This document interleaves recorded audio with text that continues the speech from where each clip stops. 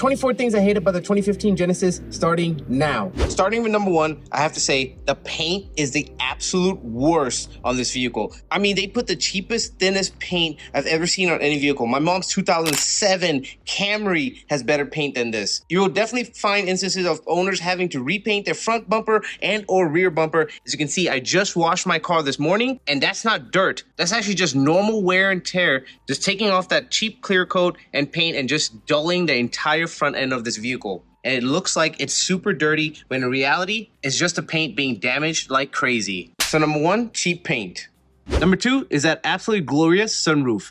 I absolutely love the sunroof. However, it definitely makes noise. A lot of owners experience a tremendous amount of noise coming from the sunroof, rattles and creaks everywhere. However, I have noticed just a moderate amount of sound, and only if I'm going on slightly bumpy roads. For the most part, I am okay. However, that is because I had to get this sunroof replaced due to the sound. Number 2, sunroof noise. The next one is a little bit surprising. However, it is the Lexicon sound system. This vehicle has a total of 14 speakers, and you would think that it would have the most beautiful sound. However, the one thing that is definitely missing in the speaker system is the bass. I have no idea what happened or what went wrong in the actual sound design of this vehicle. However, the bass is the worst. So number 3, great clarity in sound, but bad bass.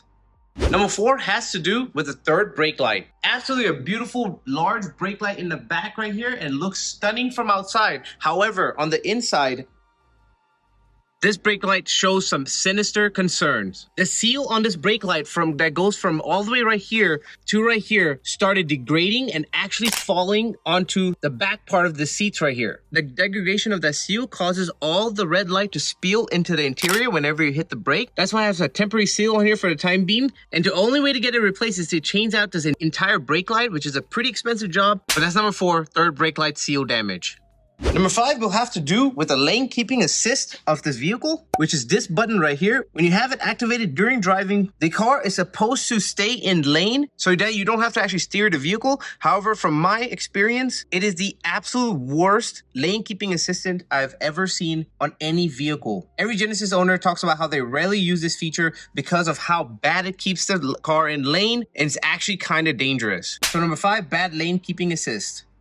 Number 6 will have to do with the tailpipe exhaust system. Now, like I said, I recently cleaned my exhaust, so it actually looks decent. However, within a week, these 2 parts of the section right here are going to be coated with so much black substance from the actual fumes, and it makes the car look extremely unattractive and dirty. A lot of Genesis owners also have the same issue. We have to keep cleaning this chrome or this entire part will just be black and gross. So number 6, the tailpipe exhaust.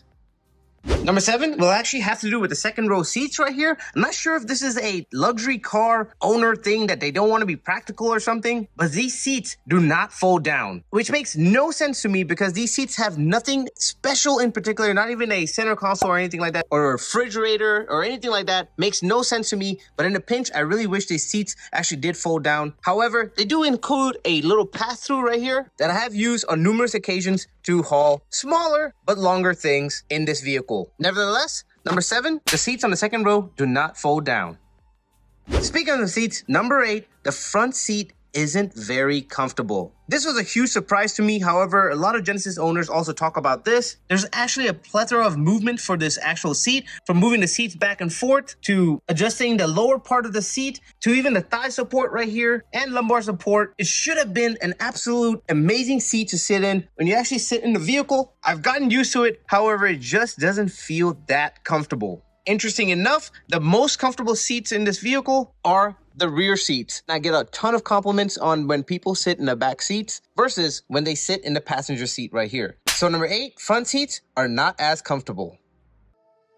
Number 9, there is a lot of leather in this entire vehicle, from the front seats to the back seats to the passenger seats, even the armrests. However, they must have used the absolute cheapest leather they could find, because the leather in here is the absolute toughest leather I've ever felt on any vehicle. My girlfriend had a 2014 Lexus IS, and her leather seats actually felt extremely soft to the touch, and it was absolutely a joy to sit in them. This leather right here, not so much. So number 9, the leather in this vehicle is extremely tough and hard. Number 10, the thing that will absolutely drive you completely insane about this vehicle if you own it is the front turn signal goes out every year or so. The design of these turn signals were so bad. The front ones right here, there's one right there and another one right here. They're the halogen old style bulbs, and the thing is that the housing of these designs were so bad that it kept burning the bulbs prematurely. And if you own this vehicle, you will have to change it out almost every year depending on how much you drive. I've owned this car for 5 years and I've had to change the turn signals 5 times. So number 10, the turn signals will go out prematurely. Number 11 will have to do with the actual key battery. Now, this isn't the original key. However, this was happening even when I had the original key. And for some odd reason, the key battery always ends up dying prematurely as well. So number 11, the Genesis key fob battery. Number 12 doesn't necessarily have to do with the car itself. However, with the actual Hyundai dealership, the Genesis dealership that I go to, or any dealership that I've been to that services Genesis, every time they do an oil change, they never seem to put these pins back. As you can see right here, I've always had to buy replacements. As you can see, every time they take this cover off to do any kind of, replacing of air filter or anything like that, they never put these pins back, and that's a big problem. And I've had to purchase so many of these pins that I just gave up at one point because every time I bring it back from the dealership, the pins are gone. And at this point, I'm missing 1, 2, 3, 4, 5 pins, and they look like this. So number 12, the dealership never puts the pins back when servicing the vehicle. Number 13 has to do with the actual trunk. As you can see right here, I'm going to unlock the trunk. And when I first got this vehicle, this trunk actually would open up all the way to the top like so because the springs were actually in good condition. I've had to replace these springs twice now, and I'm definitely not replacing them anymore just to have the trunk go all the way up. So as of right now, the trunk, basically when you have it closed, when you try to open it, all it does is it cracks open, but doesn't actually open up all the way. So number 13, the trunk springs weaken over time. Number 14 has to do with the actual trunk button itself on the trunk. I've had to replace this once, and for some reason, this just weathers really badly. They use probably the same material from here. That's in the third brake light right there. It just degrades over time. It's just really bad quality. As you can see right here, I just had this replaced recently, but this was literally disintegrating in my hand as I opened the trunk button right here. So number 14, trunk button will degrade over time.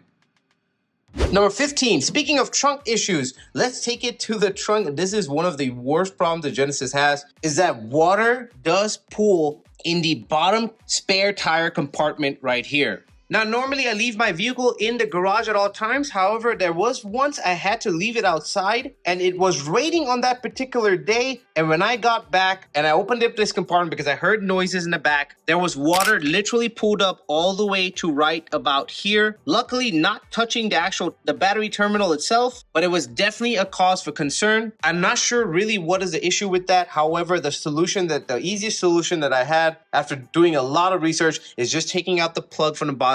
And I've had it out for about a year now and had no issues with water or anything like that. The water just drains all the way to the bottom. That plug is actually there so that dust and debris doesn't get into the vehicle. However, after checking every so often to make sure there's no dirt and debris inside the trunk, I don't see any. So I've removed the plug from the bottom, and that has seemingly solved the water in trunk issue. Nevertheless, rest assured the water does not actually get into this compartment. This stays dry and the battery stays dry as well. So number 15, which was a big one, is water gets in the trunk due to some type of seal failure in the vehicle.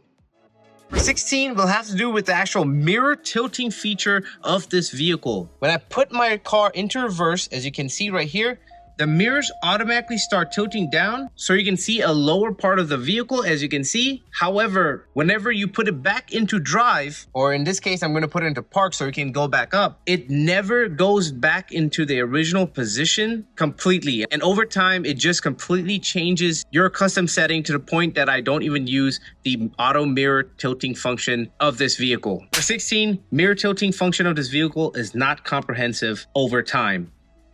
Number 17, this vehicle is actually equipped with the rain sensing wipers, which automatically turn on whenever there's rain. However, there's a caveat to that. It doesn't work when it's light sprinkles and or the beginning of when it starts raining. So if it's lightly sprinkling and or if the rain is just starting to sprinkle, before it gets into a full downpour, you're going to be turning on the wipers by yourself, rendering the auto rain sensing wiper system completely useless. Number 17, the auto rain wiping sensors. Number 18 is only a quirk, and it's kind of weird, and it only happens about 50% to even 20% of the time. And you will only notice it if you actually own this vehicle and you have passengers in your vehicle, is that all of these doors, for some reason, you have to actually slam it closed to make sure they actually close. Because if you do not slam it closed, if you kind of just, have it slowly pushed in to close, 50% of the time, it just kind of does this, and then you have to open it up and then actually slam it closed again. Like I said, this is a very weird and odd quirk. It doesn't happen all the time, and of course, when I'm actually recording a video, it closes perfectly all the time. So number 18, you have to give it a good push to make sure the doors are closed. 19, this may be common in many vehicles. However, the materials are starting to wear out. As you can see right here, these random little marks and stuff just started appearing out of nowhere. A big one on the actual door handle, as you can see right here. This one looks absolutely atrocious, and I've tried a lot of things to get this out, and I might make a video on how to remove this or how to repaint this and make it look absolutely amazing. But number 19, as in every other vehicle, the material is starting to wear out. Number 20, there's nothing much to be said about this, but these two paddle shifters are absolutely pointless. I have no idea why they have this in the vehicle. They're just pointless and absolutely shift horribly and never right when you click on them. I guess they look cool just so you have paddle shifters. Paddle shifters are pointless in this vehicle. 21, it has been said before, but this screen is definitely not the greatest. It's just a little bit laggy, as you can see right there. I mean, I completely understand this is a 2015 model vehicle, but nevertheless, guys, this screen is horrible. Honestly, the only reason what saved this screen is the Apple CarPlay. It is wired Apple CarPlay. I plug it into my iPhone right here, and it does save this screen, and it does work well with Apple CarPlay. However, if you don't have Apple CarPlay, this is just a horrible screen, and the maps are outdated. So number 21, the screen is, for the lack of better words, bad. Number 22, the smart trunk feature of this vehicle is so bad that I actually have it off at all times. However, just for demonstration purposes and as to why I have it off, I'll turn it on as of right now. How it's supposed to work is that as long as you have the key fob in the proximity of the trunk, in my case, I'm gonna put it in my pocket right here. If you get to the back of the vehicle, it automatically supposed to open up all the way if the springs were good. And so that if you have large groceries in your hand, you can just place it in there and you're good to go. However, I've turned it off completely entirely because this system is just horrible and it's better off than on. The reason being is that there are many times when I'm just at the back of this vehicle to do something, look at my phone, talk to a friend or anything like that, and the trunk automatically always wants to open. Other better vehicle designs are where you actually put your foot underneath the vehicle. That will trigger the opening of the trunk. Not so much in this case, so it opens up all the time, which can get annoying at times. And number 2, when I actually had the smart system and I really wanted to use it, when I had a huge box in both of my hands and I was holding it and it was super heavy, and I came in and I was like, oh my God, my trunk is gonna open up automatically. However, it just opened up like that and not all the way up, due to the fact the springs were bad, rendering the ease of access part of it completely useless. So number 2, smart trunk access has a lot of compromises. Number 23, it's not a big deal breaker. However, the USB ports in this vehicle, in terms of ergonomics, is not at the best spot. Every single time I have a friend that wants to plug in their USB to charge their phone or anything, it's kind of awkward and they always have trouble putting it in there because of how deep and how weirdly angled this thing is. Like I said, it's not a big deal. It's not a huge deal, but the ergonomics could have been better. Number 23, the ergonomics of the USB port. Number 24, if you're thinking of purchasing this vehicle, just note that the MPG is horrible. I'm actually surprised it got 20.6 miles per gallon. However, I've definitely seen it worse, getting to around 18 miles per gallon or less. But just expect it to get around 19 miles per gallon for your vehicle. And this is a 3.8 cylinder, not even the 5.0. Luckily, however, you do have a brake because your gas, it actually just uses regular and not premium, like every other luxury vehicle. So number 24, the MPG is quite low. I will be making a video about the things I love about this car, so stay tuned for that. Even with all the hate being said about this car, I still love this car. And if you're trying to purchase this vehicle, now you're armed with information of little details and annoyances of an actual owner. But that's been it for this video. Keep you here saying thanks for watching and peace.